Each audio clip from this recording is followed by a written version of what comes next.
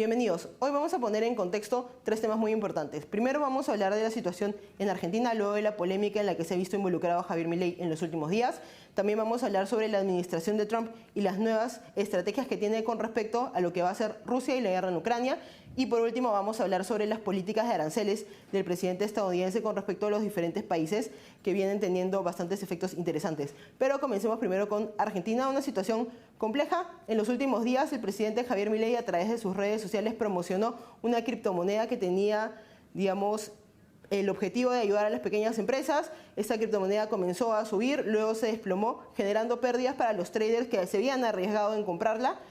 Hay que aclarar también que la mayoría de personas que compró esta criptomoneda están en Asia y en los Estados Unidos, pero ha generado una crisis interna ya que la oposición está aprovechando este error involuntario de la gestión de Milei para criticarlo y para atacar el problema económico, que es lo que siempre han intentado hacer, ¿no? Encontrar la forma de poder comenzar a deslegitimar a Milei, especialmente en un año complejo, porque en este año hay elecciones parlamentarias y la idea de poder avanzar el proyecto económico de Milei, que está teniendo excelentes resultados, pasa por tener una mayoría propia de la Libertad Avanza en el Parlamento y ya no depender tanto de una coalición de derecha, que es lo que ha hecho hasta este momento. Entonces tenemos que entender bien el lado económico y el lado político. Y para conversar sobre estos temas nos acompaña desde Argentina la economista y analista política Nati Motil. Bienvenida, Nati, gracias por acompañarnos. Muchísimas gracias a ustedes por la invitación. Quería que nos expliques desde una perspectiva económica qué fue lo que pasó con la criptomoneda, qué criptomoneda ha sido divulgada.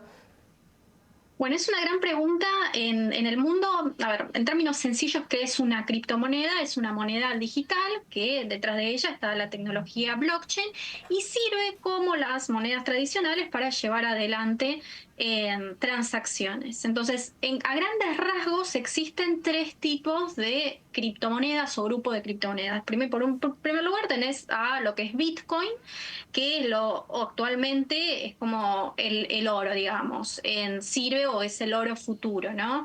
Está totalmente descentralizado, no se va a emitir después de un determinado periodo de tiempo, lo que genera cierta estabilidad. Entonces, de hecho, digamos, lo que ha popularizado el mundo de las criptomonedas fue lo que se denomina Bitcoin. Después vos tenés el grupo de las criptomonedas en las cuales, bueno, hay un proyecto tecnológico por detrás y vos emitís una cripto que detrás de ella hay algo intrínseco, es decir, algún proyecto tecnológico.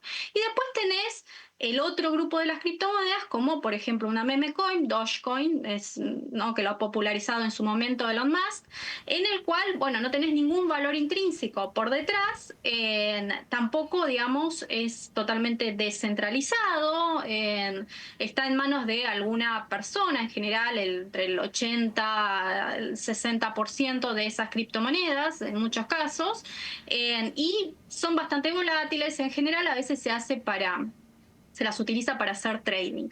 Entonces, ¿qué es lo que hizo, digamos, qué es lo que difundió en su momento, digamos, el presidente argentino Javier Milei? Bueno, una criptomoneda que supuestamente tenía un proyecto por detrás, es decir, era una criptomoneda que tenía un valor intrínseco por detrás. ¿Cuál era ese proyecto? Bueno, que todos aquellos que compraran, en términos sencillos, esa criptomoneda fueran a financiar a las pequeñas y medianas empresas, a las empresas en la Argentina. Es decir, era un desarrollo privado en el cual por medio de la tecnología de las criptos se podía llegar a fondear y resolver algunos de los problemas, por ejemplo, de tener un mercado de capitales no tan desarrollados como lo que está sufriendo la Argentina.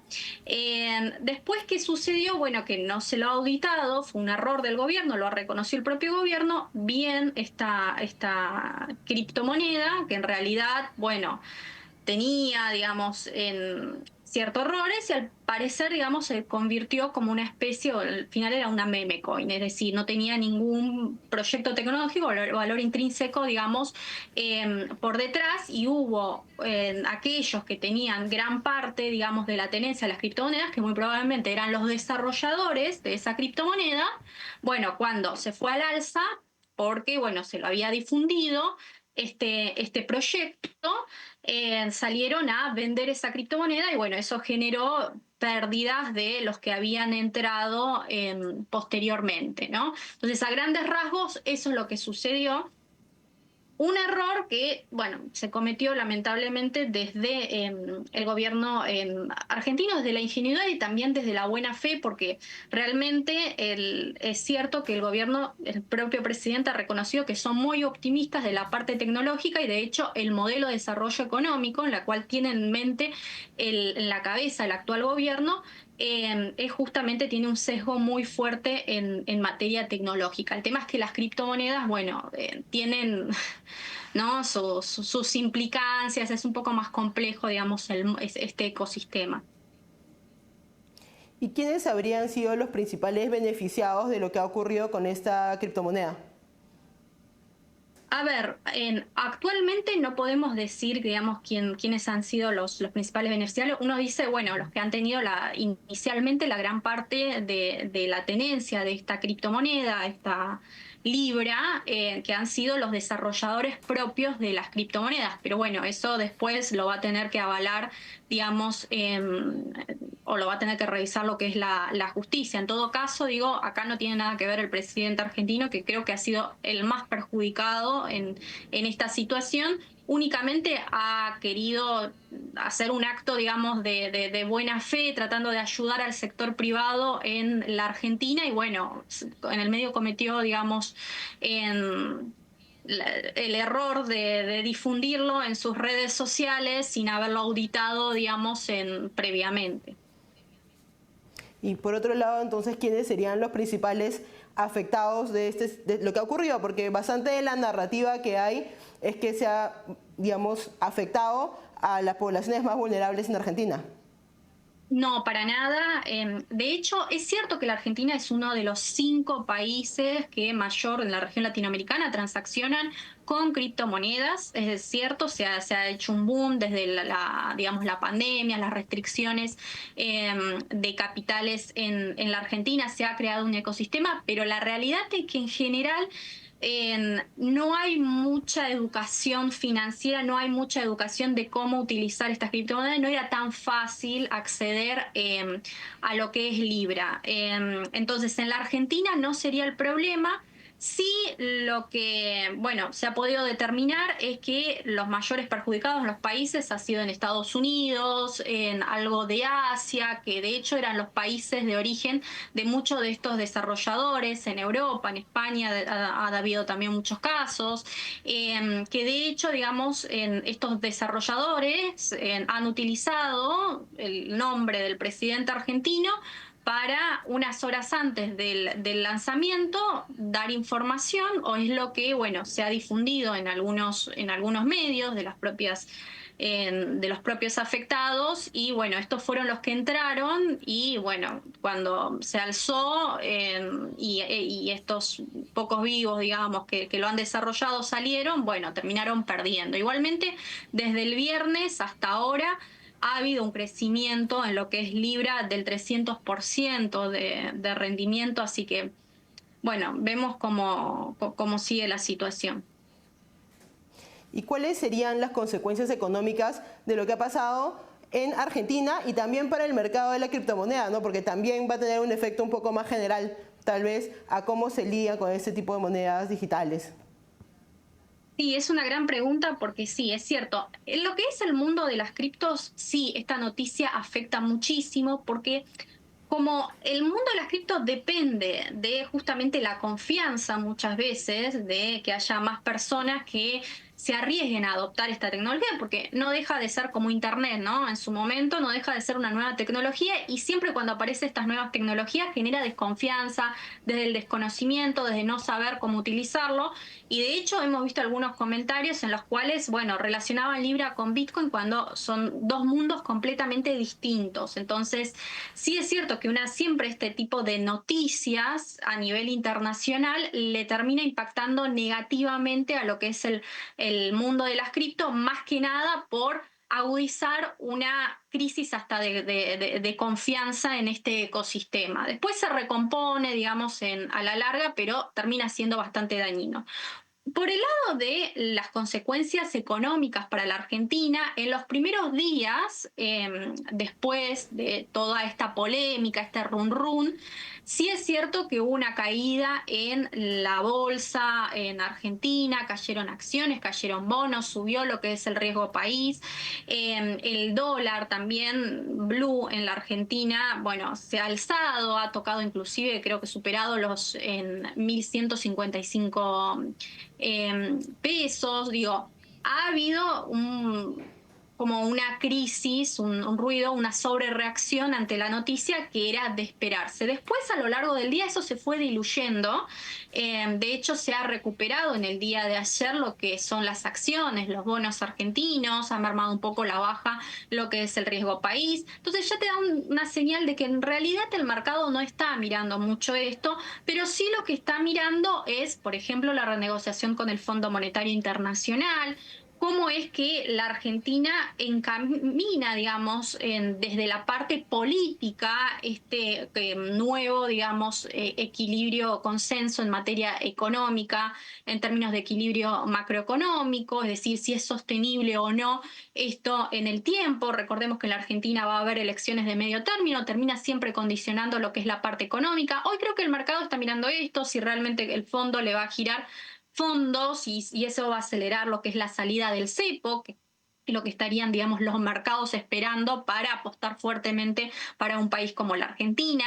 Entonces, pero bueno, la realidad es que este tipo de noticias sí te generan pérdidas en el muy corto plazo y lamentablemente el Banco Central tuvo que recurrir a la venta de reservas para poder morigerar ese impacto negativo, sobre todo en lo que es el mercado cambiario. Entonces, bueno, sí, se podría haber evitado y recordemos que estamos ante una situación desafortunadamente bastante vulnerable para países emergentes como el caso de la Argentina, más que nada por esas tensiones geopolíticas disparadas por esa guerra comercial entre fundamentalmente China y Estados Unidos. Para remarcar, países como la Argentina, el 60% de su dinámica, desempeño económico, depende de lo que pase en el sector externo, porque somos muy dependientes a la venta de productos básicos. Entonces, este tipo de noticias sí nos impactan en una situación en la cual no son, digamos, las más favorables para la Argentina. Y ya para terminar, quería preguntarte, más allá de las consecuencias que podrían haber a corto plazo, ¿ves alguna consecuencia a mediano plazo? ¿Podría esto afectar el programa económico que ha planteado Javier Milei?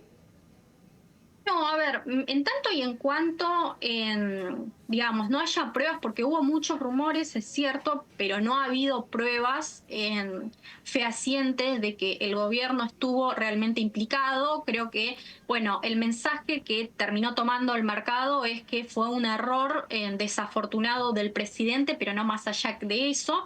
Sí, si en caso de que se avance algo relacionado con la corrupción, eso podría llegar a afectar la calidad institucional de la Argentina, eso es cierto, y ahí sí podría llegar a afectar el programa económico que esté llevando adelante el gobierno. No es que sea únicamente este gobierno, cualquiera, digamos, cualquier hecho de corrupción afecta al desarrollo económico del país, el cual estamos, digamos, contemplando. Entonces, por eso hay que tener mucho cuidado, digamos, con no volver a cometer estos errores, porque, bueno, por ahí estás haciendo las cosas bien internamente, pero, bueno, por mala comunicación, por en algo que querías hacer bien, digamos, pero terminaste haciendo mal daño, bueno, te puede llegar a condicionar. Y vuelvo a repetir de que en el corto plazo, en el mediano plazo, la Argentina está transitando un camino desde lo externo bastante más complejo de lo que vos venías durante el 2024. Entonces hay que estar atentos y hay que ser un poco más precavidos ante esta nueva situación. No, también como mencionas en el contexto de que hay elecciones parlamentarias pronto y también habrá que ver cuáles son las medidas que toma la administración de Milei para poder evitar que esto vuelva a ocurrir en el futuro. Muchas gracias por acompañarnos, Nati. Gracias a ustedes. Vamos a una pausa y volvemos.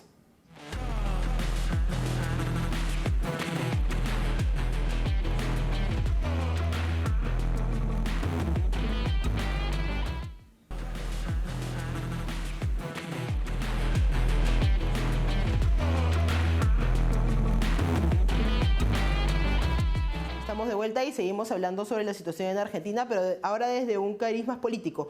¿Qué es lo que va a pasar con Javier Milei, con su administración? ¿Cuál es la oposición que está diciendo la izquierda peronista sobre lo que ha pasado en la última semana? ¿Y cuáles podrían ser las posibles consecuencias de cara a las elecciones parlamentarias que se van a realizar este año? Para analizar ese tema nos acompaña desde Bahía Blanca, Argentina, el abogado Eloy Vera.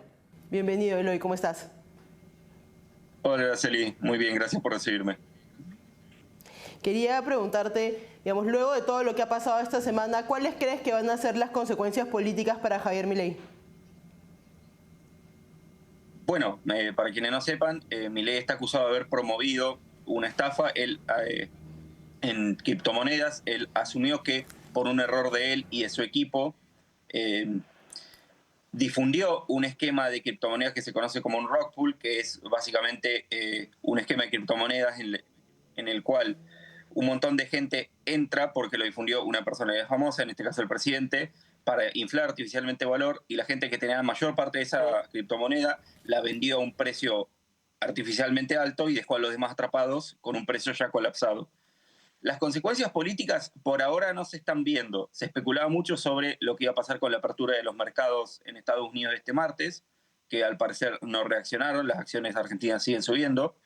Lo que sí, la oposición en el Congreso va a presentar un pedido de juicio político que probablemente no prospere, porque no tiene los números en la Cámara de Diputados para hacer que pase al Senado.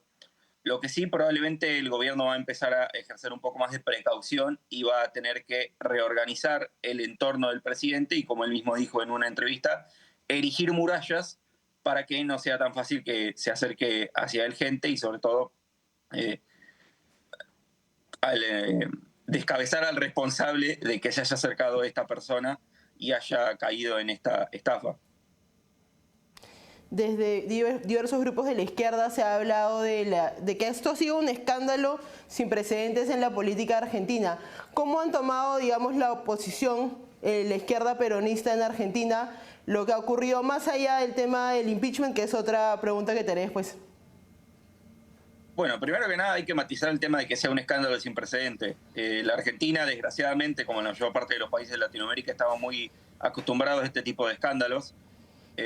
Empecemos porque si la narrativa del gobierno es verdad, y hasta ahora todo apunta a que lo es, que por lo menos el presidente cometió un error voluntario como él mismo, involuntario como él mismo asumió, esto para empezar no sería un escándalo de corrupción como por ejemplo los que tienen presidentes anteriores. Recordemos que en Argentina hay presidentes acusados de matar gente, tenemos un presidente acusado de haber hecho explotar un pueblo matando a 300 personas, el presidente anterior que esta misma semana fue imputado en la justicia por violencia contra su pareja mientras convivía con él en la residencia presidencial. O sea, en perspectiva, este escándalo realmente no mueve mucho el perímetro de la opinión pública, ni está en el top 20 de los escándalos más importantes de la historia argentina en temas de corrupción o de ética pública. Ahora bien, ¿cómo reaccionó la oposición? Realmente están bastante contentos porque por lo menos tienen algo de lo que hablar para distraer de los propios problemas, que es la falta de liderazgo y la falta de un rumbo claro dentro de la izquierda argentina. Esto es por lo menos una excusa para unificarse y tienen una narrativa clara de algo de lo que acusar al gobierno. Se ha planteado esta idea de la posibilidad de un juicio político, lo que es conocido también como un impeachment. Si llegara a ocurrir, ¿cómo sucedería? Bueno, un juicio político en Argentina, como en Estados Unidos básicamente para que se ubiquen, requiere iniciarse en la Cámara de Diputados, 2/3 de los votos para pasar al Senado, y luego el Senado es el que actúa como tribunal y juzga la acusación que haya sido formulada en diputados. Todo este proceso es muy difícil que se realice. El peronismo, que es el que está promoviendo el juicio político, no tiene ni siquiera 1/3 de la Cámara de Diputados, no puede hacerlo por sí mismo. Debería ofrecerle algo a las facciones llamadas dialoguistas de la oposición, que son aquellas que se han mostrado a lo largo de este año y pico más proclives a negociar con el gobierno y a... más proclives a negociar con el gobierno y a tratar de mantener la estabilidad del país, aunque no necesariamente estén de acuerdo con las ideas del presidente. Y de todas formas, el presidente, entre su bloque propio de legisladores y sus aliados, es decir, aquellos que no son simplemente abiertos a negociar, sino que directamente apoyan a este gobierno, tienen un poco más de un tercio, es decir, suficiente para bloquear cualquier intento de impeachment. ¿Y cómo ha tomado, digamos, la ciudadanía argentina lo ocurrido en los últimos días? O sea, ¿sigue habiendo un respaldo a Javier Milei o han comenzado a haber dudas?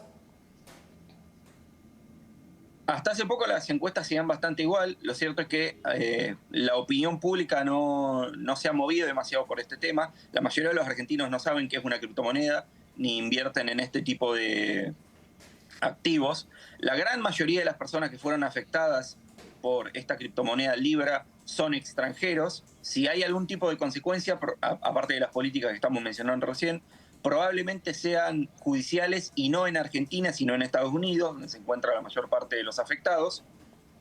En cuanto a Argentina, hubo una cierta tendencia a reconocer que hubo un error y el gobierno va a empezar a ser más precavido, pero por ahora no se ha visto que sus números se ven afectados.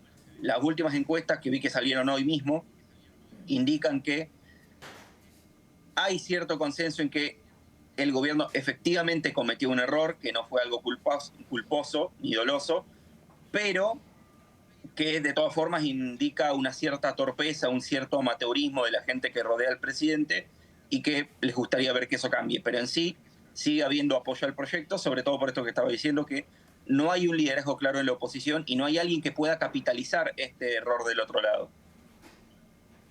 Justamente sobre esto, porque si partimos de la premisa de que la mayoría de personas afectadas han sido extranjeros, por ejemplo, y tenemos por otro lado a la izquierda peronista tratando de armar una narrativa para bajar, digamos, todos los avances que ha tenido el gobierno de Javier Milei, ¿tú crees que esa narrativa de la izquierda pueda tener algún tipo de calado en la población? Para mí es muy difícil. A esta altura, la verdad, Milei ya no es un ignoto, lleva siendo presidente más de un año. Sus éxitos económicos son bastante rotundos, todos los indicadores son bastante positivos, la inflación ha bajado a niveles históricos, a un 2% mensual, el riesgo país ha bajado a niveles no vistos en la última década, el desempleo ya ha repuntado, el nivel de actividad y de consumo ya ha repuntado. Así que si vamos con una explicación, digamos, más materialista, que por ahora es lo que se traduce en las encuestas, la gente está bastante contenta con sus resultados económicos y eso se lo atribuyen a sus reformas, que ahora tienen un consenso mucho más amplio que la incertidumbre que tenían durante los primeros meses. Lo que puede llegar a ser la oposición, que para esto están un poco más los números que para un juicio político, es tratar de bajar la ley que delega a Milei las facultades extraordinarias, que son las que ha venido utilizando para reducir el peso del Estado, para desregular y para realizar una serie de medidas sin tener que pasar directamente por el Congreso. Pero de nuevo es difícil que esto lo hagan porque entre la mayor parte de las fuerzas políticas que no son el peronismo y que reúnen más o menos 2/3 en ambas cámaras, están de acuerdo con que incluso si no les gusta Milei, estas reformas son necesarias y es preferible que las lleve a buen término. Y algo que creo que siempre ha jugado a favor de Javier Milei, que algo ha sido un poco contrafáctico con la política tradicional, es que es bastante honesto, suele decir lo que piensa, o al menos eso es lo que parece. ¿Tú crees que, digamos, a partir de que ha cometido un error voluntario o ha dicho que ha cometido un error involuntario, cuáles son las medidas que va a tomar para que algo así no pueda volver a ocurrir? Precisamente eso que decís es lo que él dice que ha sido un problema, que él sigue de manera de cierta forma irresponsable, sin asumir que es el presidente de la nación. Por lo tanto, acercarse a él, obtener una promoción de su parte, hablar con él incluso en temas de los que no es un experto sigue siendo tan fácil como cuando no era presidente. Lo que ha dicho en recientes entrevistas es que a partir de ahora va a empezar a erigir filtros para que tenga que haber más chequeos y más averiguaciones antes de que alguien pueda obtener su favor. Y esto, por lo tanto, va a implicar una reorganización dentro del gobierno para tratar de quitar de en medio, apartar de cargos de poder a las personas responsables en su entorno de que se le hayan acercado los creadores de esta criptoestafa. Actualmente La situación se sigue desarrollando, todavía no hay certezas. Dentro del propio gobierno hay varias especulaciones, unos asesores que se echan la culpa a otros, a ver a quién se echa y a quién no. Pero actualmente a quienes más se apunta es a Damián Reidel, el presidente del Consejo de Asesores Económicos, que sería quien le acercó este criptoesquema. Y por otro lado, a gente más cercana al entorno de Karina Milei, que es más difícil que se los aparte, porque Karina, la hermana de Javier Milei, es su mano derecha, es la secretaria general de la presidencia y en general la responsable de un montón de áreas en el gobierno, de las cuales el propio Milei no está involucrado personalmente, como por ejemplo el armado de su partido político.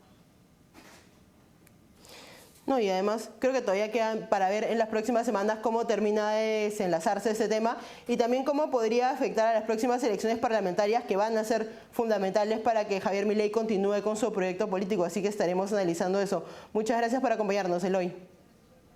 Ya hablaremos de eso. Muchas gracias, Araceli. Vamos a una pausa y volvemos.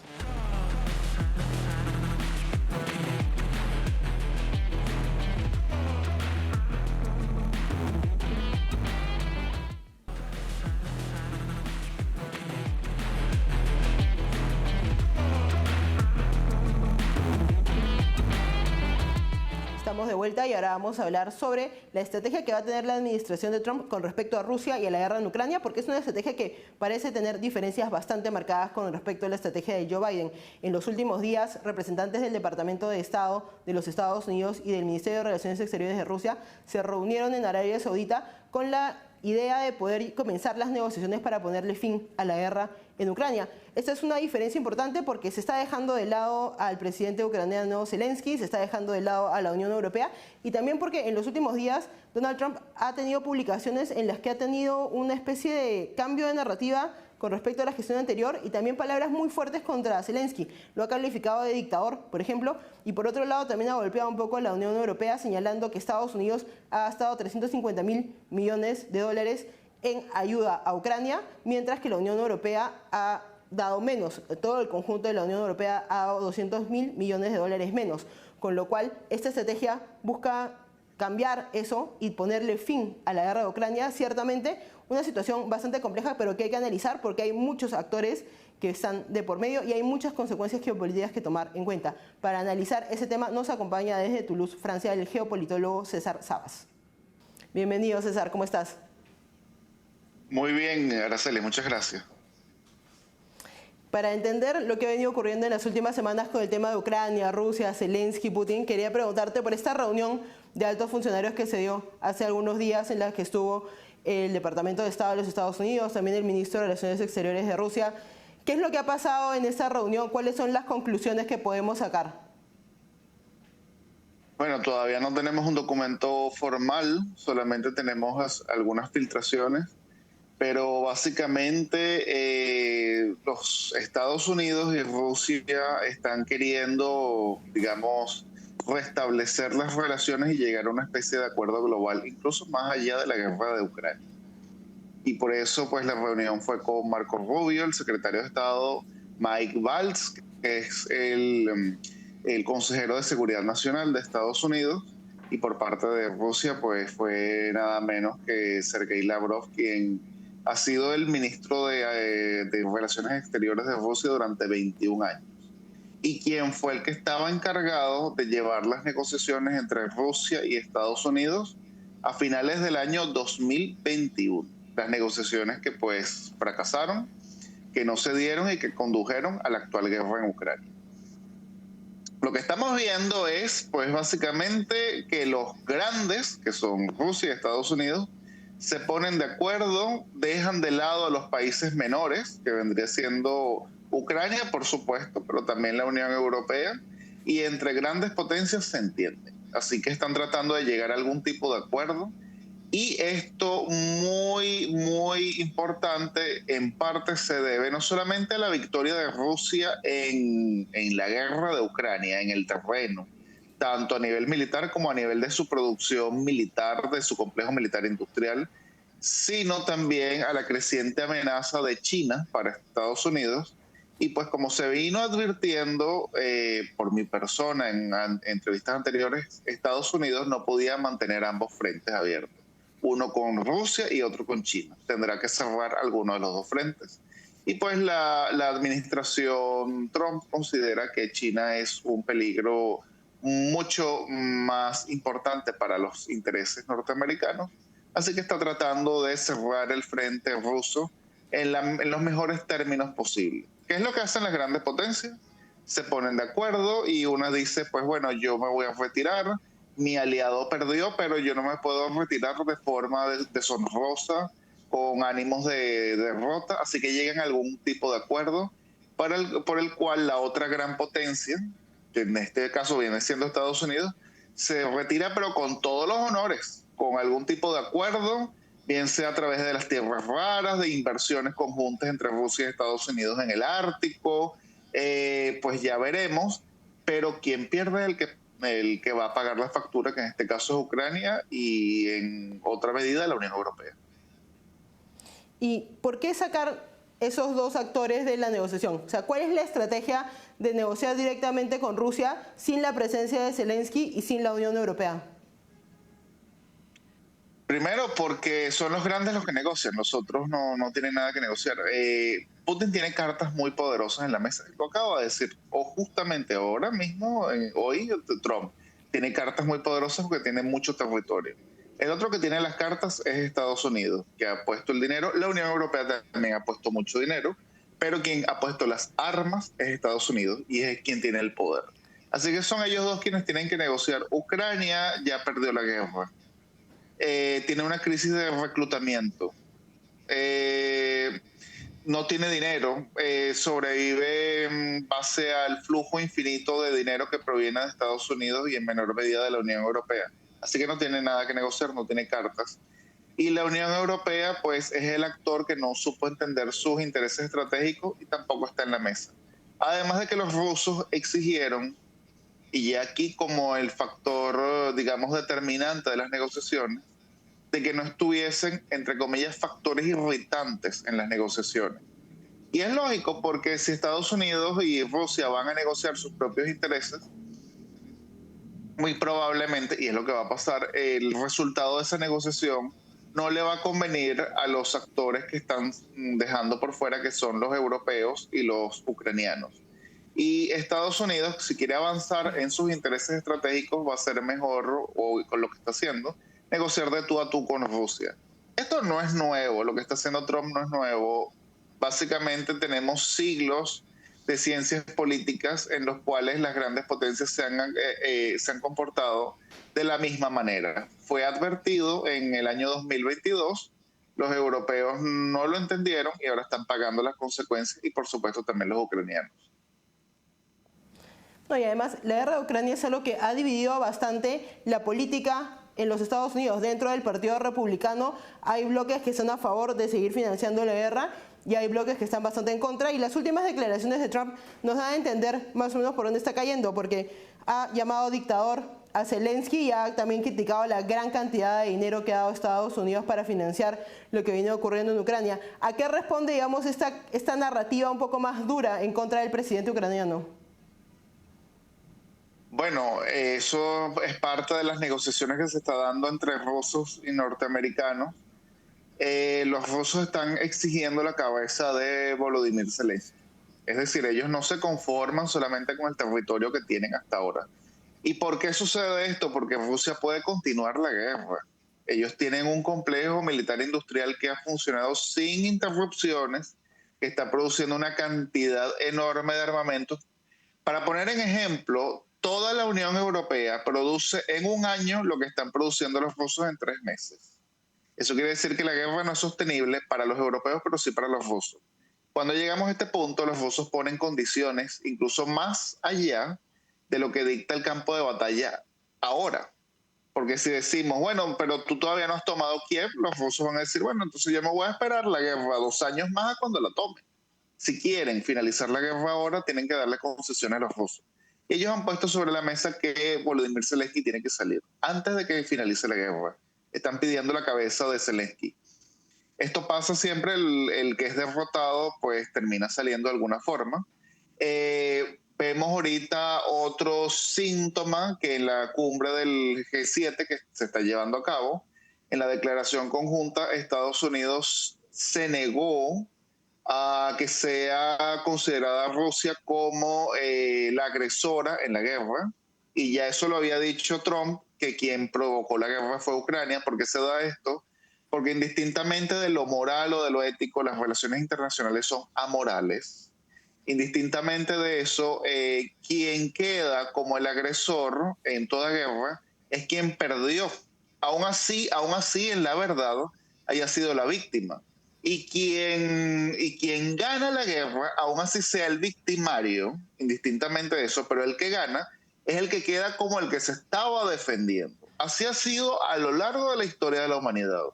Y esta guerra, indistintamente de si fue Putin el agresor o no, es el que está ganando la guerra y es el que está imponiendo la narrativa. Y como impone la narrativa, ahora el que queda como el dictador es Volodymyr Zelensky. Que hay ciertas verdades, hay que decirlo, porque incluso antes de la guerra, los partidos prorrusos en Ucrania, tenemos que tener en cuenta que Ucrania es un país históricamente donde ha habido una gran proporción de prorrusos, también de pro-occidentales, por supuesto, pero los partidos prorrusos fueron inhabilitados, perseguidos, las televisoras prorrusas cerradas, y muchos políticos prorrusos o terminaron en la cárcel o tuvieron que refugiarse a Ucrania. Es decir, no era una verdadera democracia tampoco. Pero en vista de quien ha ganado, va a imponer el relato. Y en este caso el relato va a terminar imponiéndose cada vez más, indistintamente de Trump, del lado ruso. El que gana escribe la historia. ¿Y cuál ha sido la reacción del presidente ucraniano? ¿Qué rol va a jugar, digamos, en estas negociaciones si es que ha sido dejado de lado? Bueno, Volodymyr Zelensky ha reaccionado de una forma confrontativa con Trump. Creo que tampoco entiende muy bien el carácter de Trump. Él ha estado, digamos, acostumbrado a estos últimos 3 años a que podía alzarle la voz a los dirigentes occidentales e imponerles la agenda. Y esto no se está reflejando con Trump, no solamente por el carácter de Trump, sino por los intereses de la administración americana actual. Creo que más bien Zelensky le está poniendo en bandeja de plata a Trump la excusa de lavarse las manos e irse. Y es muy probable que eso termine pasando en un acuerdo entre rusos y norteamericanos, que se firme un acuerdo que Volodymyr Zelensky lo va a rechazar y Trump diga, bueno, yo intenté, ahora continúa la guerra tú solo. Por supuesto que va a terminar de forma trágica. Pero Volodymyr Zelensky también está entrampado porque él quiso negociar en marzo del 2022.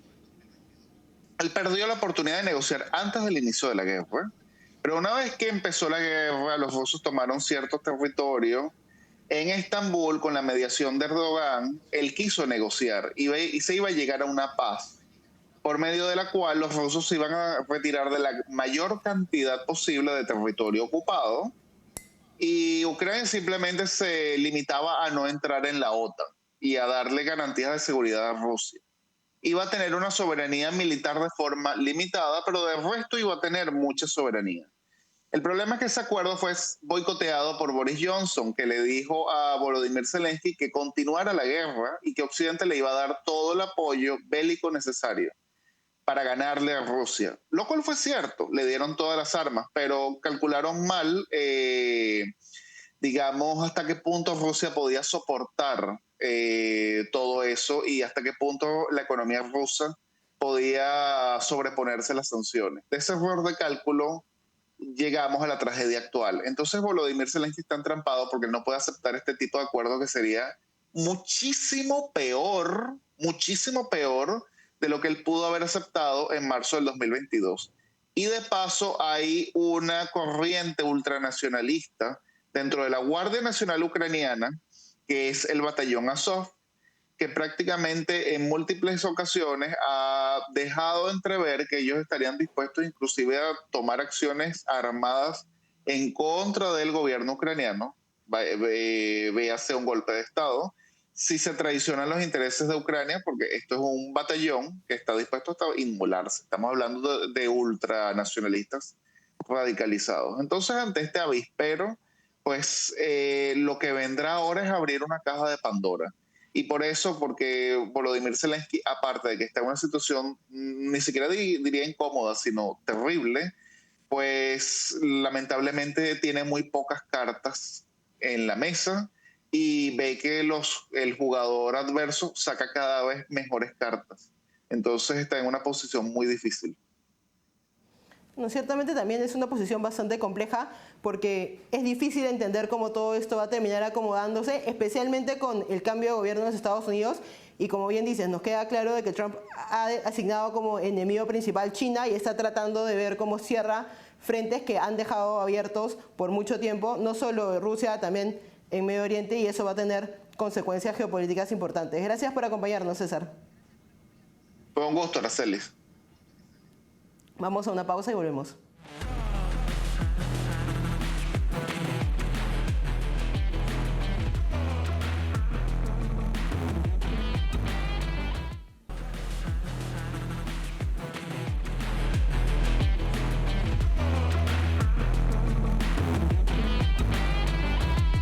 Estamos de vuelta y ahora vamos a hablar sobre la estrategia de Estados Unidos con respecto a los aranceles como parte de su estrategia económica, un tema del que se hablaba bastante desde que asumió Trump el gobierno, debido en primer lugar al enfrentamiento que tuvo con Gustavo Petro, luego también ha marcado la cancha con respecto a cómo va a ser su situación comercial con México y con Canadá. También estamos hablando de lo que va a pasar con la Unión Europea, que han habido un poco más de resistencias a la nueva estrategia de aranceles. Y lo que ha dicho en los últimos días, creo que ha sido bastante claro, es de que la estrategia de los Estados Unidos va a ser una de reciprocidad. Como traten a Estados Unidos comercialmente los demás países, es como Estados Unidos los va a comenzar a tratar. Y entiendo que esto viene de una idea base que ha repetido bastante durante la campaña y también desde que ha sido electo presidente, que es que él siente de que las demás fuerzas políticas del mundo se han aprovechado de la debilidad de los Estados Unidos durante la gestión de Joe Biden y que él piensa cambiar eso y que su mandato es cambiar eso. Así que esta estrategia económica responde a esta idea de fondo que tiene Donald Trump. Ciertamente va a ser una estrategia interesante de ver, especialmente porque la economía de los Estados Unidos tiene consecuencias muy directas en la economía del resto de países del mundo. Así que tenemos que ver exactamente bien qué es lo que va a ocurrir. Y para analizar esta situación nos acompaña desde Lima, Perú, el economista y analista político Werner Schuller. Bienvenido, Werner. Gracias por acompañarnos. Encantado de estar otra vez contigo, Araceli. Muchas gracias. La política de aranceles de Trump ha sido algo que viene siendo discutido a nivel internacional bastante y últimamente ha comenzado a ser más claro, se ha hablado más de reciprocidad. ¿En qué se basa esta nueva estrategia que va a tener el presidente estadounidense?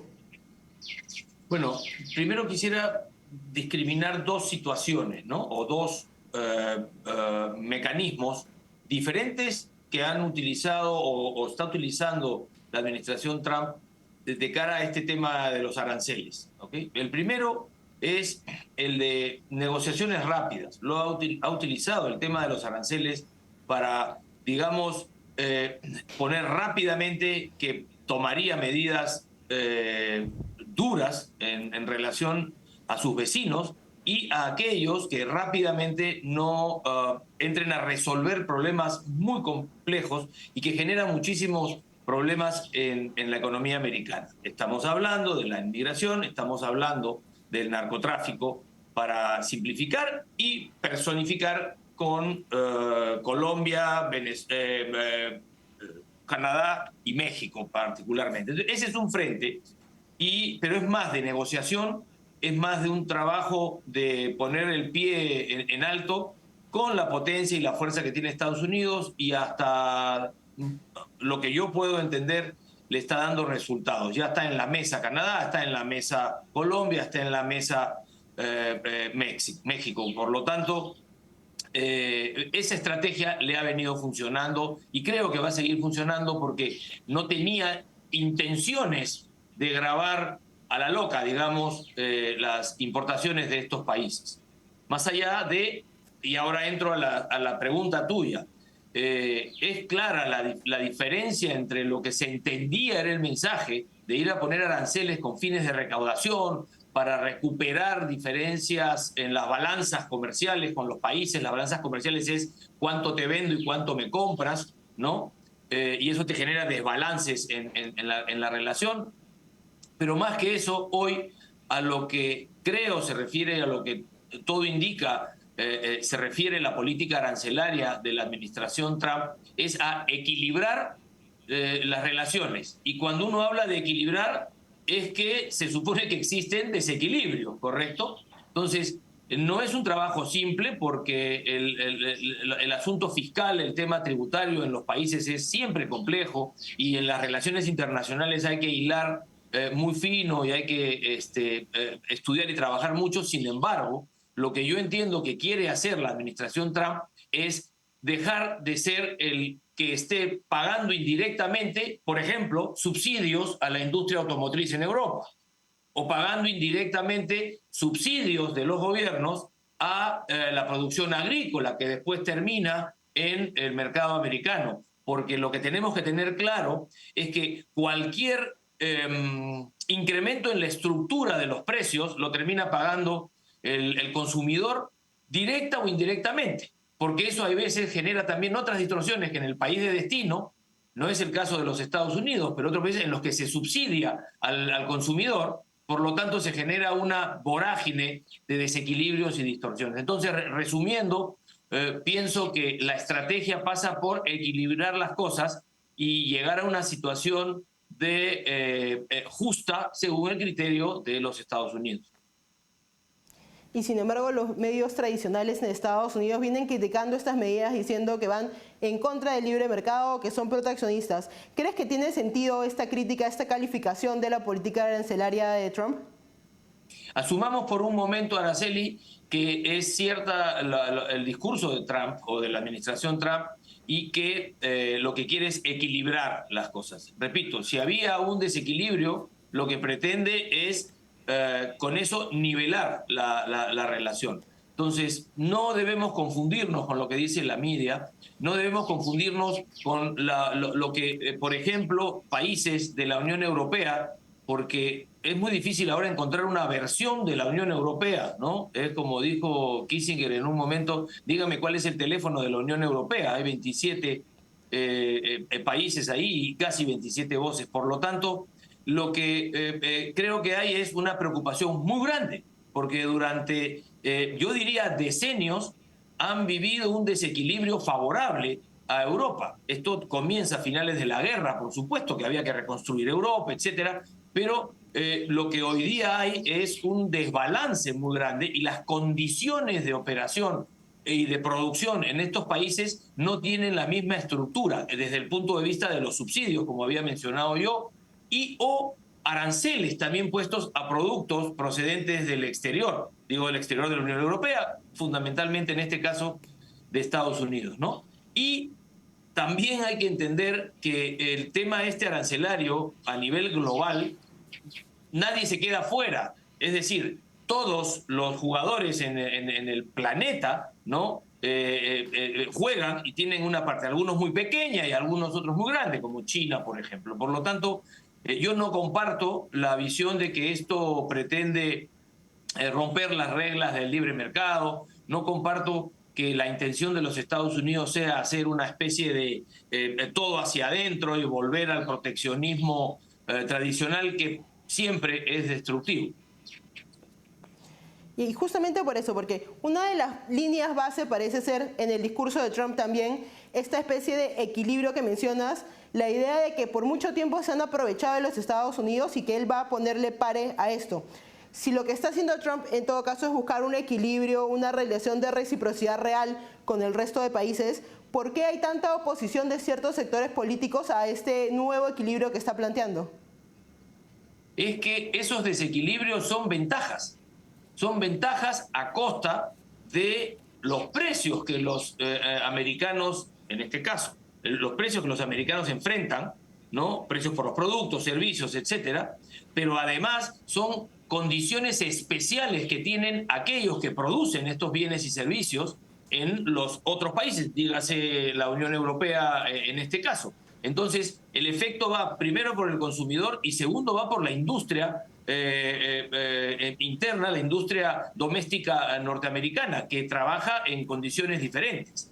pero en condiciones diferentes, no solo por una distorsión o por un subsidio generado por la tercera parte, es decir, internacionalmente, sino que su propio gobierno, con mecanismos que desequilibran las condiciones de competencia, pues los hacen más fuertes artificialmente. Entonces, vuelvo a lo mismo. Claro que hay preocupación, porque si te cambian las reglas de juego, buenas o malas, justas, injustas, equilibradas o desequilibradas, de un momento a otro, pues se puede generar una crisis muy fuerte. Esto, además de los problemas que la Unión Europea, que es quien más está protestando en este tema, ya de los problemas que han generado ellos mismos y que tienen internamente, inclusive dentro de su misma organización. Y finalmente, me voy un poco atrás en el tiempo. Esta es una de las razones fundamentales por las que, no la única, por supuesto, ni la más importante, pero sí muy importante, por la que el Reino Unido dejó la Unión Europea. Los niveles de subsidio a economías más débiles o pequeñas, Grecia, por ejemplo, u otros países del este europeo, eran subsidiados y eran ayudados, digamos, a entrar a niveles de economía con los impuestos de los británicos, por un lado. Y por otro lado, ¿no? Es lo que hace ahora, lo que ha hecho ahora el Reino Unido con los Estados Unidos y otros países del Commonwealth o ex-Commonwealth, es tratados de libre comercio, ¿no? Entonces, yo lo que creo, y redondeando un poco tu pregunta, es que esto, otra vez, para nada pretende cerrar los mercados, sino pretende normalizar los mercados. Ahora, la pregunta clave es, uno quiere arreglar las cosas y lo que no hay que hacer es, en ese intento, ¿no?, destruir, ¿correcto? Entonces me imagino que esto va a ser todo un trabajo donde va a haber mucha diplomacia, pero va a haber mucha técnica y mucha técnica económica y tributaria y fiscal internacional para dar esos pasos, ¿no? No, y además teniendo en cuenta que esto viene en un contexto en el cual Trump no ha tenido las mejores relaciones con varios de los líderes europeos. Tal vez Europa esperaba que luego de que perdió la reelección no tuviera que lidiar nuevamente con él, y ahora tiene que aprender a lidiar con un Trump bastante diferente del que recibió en el 2016. Muchas gracias por acompañarnos, Werner. Encantado, Araceli, siempre es un placer estar con ustedes. Vamos a una pausa y volvemos.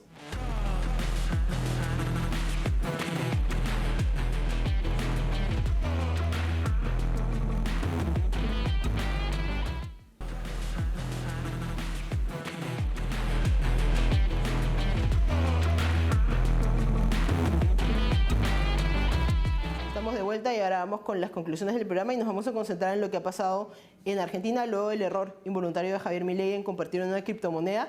Y por lo que hemos escuchado de nuestros invitados, creo que está claro, además del error involuntario, de que los principales afectados van a ser los traders asiáticos y estadounidenses que compraron la criptomoneda, no, como se ha dicho en la oposición, los argentinos más vulnerables. No se está hablando de un escándalo sin precedentes tampoco.